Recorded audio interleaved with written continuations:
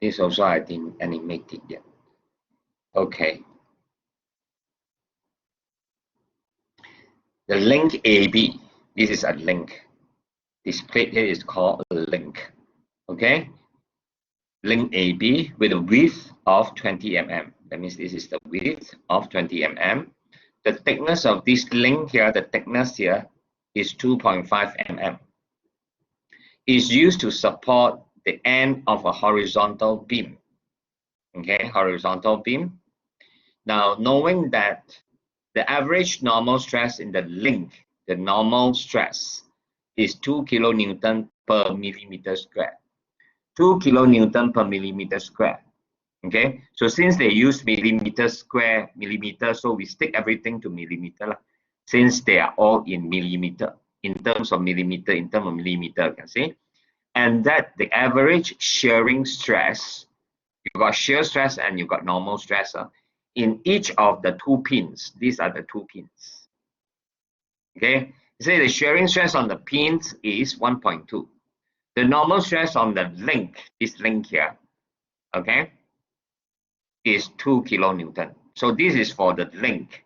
This is for the pins. These are called the pins. Find the diameter of the pins. The first thing you have to find the diameters of this. B, what is the bearing stress in the link? What is the bearing stress that will appear to the link on the link here? Okay, so solution. First thing you consider the link AB by tension. So, okay, we know that the area, the cross-sectional area of the link is the width multiplied by the thickness, the cross-sectional area, because it's subjected to tensile, tensile, normal stress, the link, the tensile stress. So the area for the link, and we know that the normal stress or the tensile stress that will be acting here on the link is given as force over area. So we know that we don't have the force yet here. So you see the questions, they don't give us the force. So from this, we can find out the force first. So force to be the subject. So you have the stress multiplied by the area. So the stress here is 2 kilonewton per millimeter square. Remember, it's kilonewton per millimeter square. So here, that means it's 2 kilonewton is kilonewton per millimeter square. So this 50 here, that is why it is better for us to keep this as millimeter square, because it is millimeter square. So straight away, we can take 2 times 50. And since this is kilonewton per mm square, the mm square will cancel off. The kilonewton will remain, so it gives you 100 kilonewton. So that is the force that is acting on the link, the force here. Okay, the force here. Okay.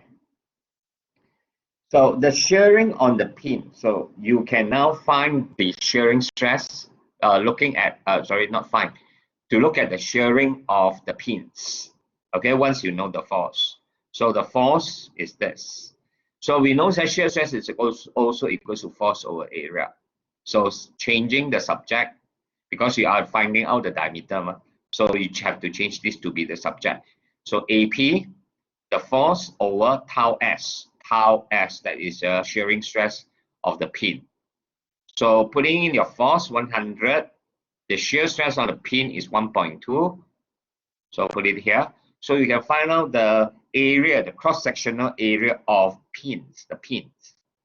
Okay, the pin.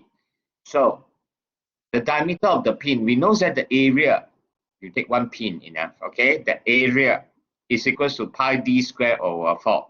So we want to find the diameter here. So we change this, the subject.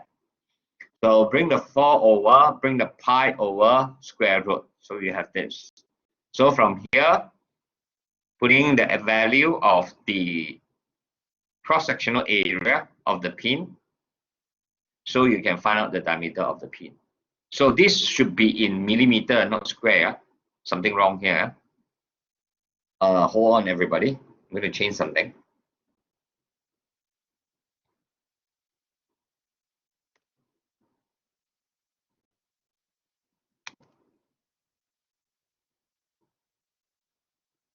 Hold on, just hold on for a while.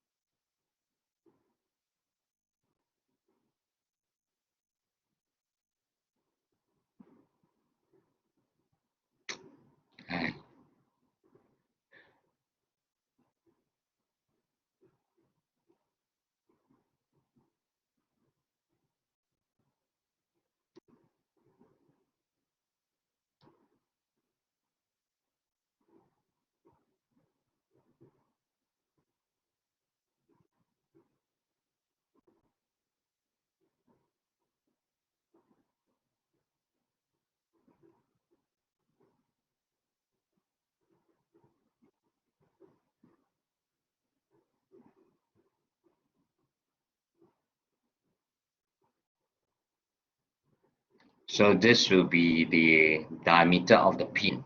Okay, the diameter of the pin.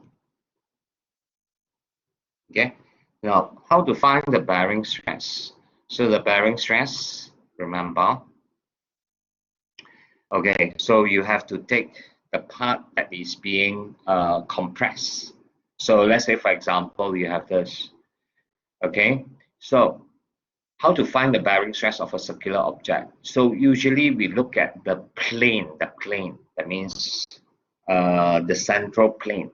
So the central plane of this rod here will be the width, that is the diameter, multiplied by the thickness of the pin. Okay, the thickness of the pin that is inside the link, actually inside the link. You have to consider the part that is being pressed is the part that is inside the link. Now the link thickness here is T, that is given 2.5. The length of the thickness of the link is given as 2.5. So that means the thickness of the pin that is inside the link is 2.5. So multiplied by the diameter, you got the plane area, okay, that is subjected to the bearing stress, okay, that is 53.05, that is the diameter of the pin times the thickness. Okay, so the force that is applied here, that is the force that we have found, is 100. So you got the bearing stress that is acting on the pin. Okay, so it's not the shearing stress. This is the shearing stress on the pin. This is the bearing stress on the pin. Okay, so to consider the bearing stress on the pin, okay, the area that you consider must be the section that is inside, within the link, inside the link. So to consider that, okay, so you have to take the diameter of the pin multiplied by the thickness of the pin. Okay, so because it is bearing stress, so you consider the projected area. Projected area means the plane area of the pin. Okay, so that is the bearing stress. That's all for this example.